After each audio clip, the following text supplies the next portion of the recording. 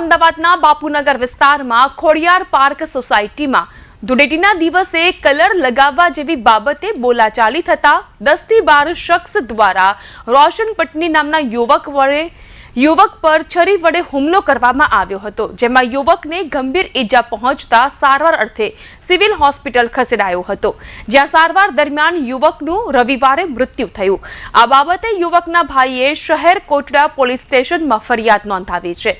આ મામલે પોલીસે 3 આરોપીને ઝડપી તેમને જેલના સળિયા પાછળ ધકેલી દીધા।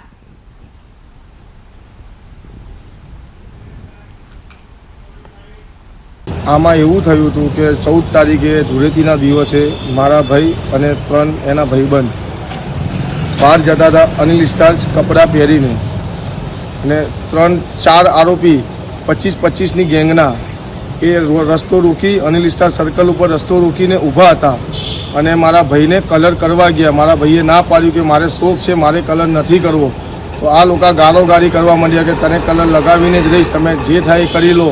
જબરજસ્તી કલર લગાવી અને ધક્કાધુક્કી કરી એને માર મારી અને છેલ્લે કોઈ વચ્ચે ના આવ્યું તો એની જોડે છુરી હતી તો ચક્કા મારી અને એને ચક્કાના ઘા માર્યા છે 3।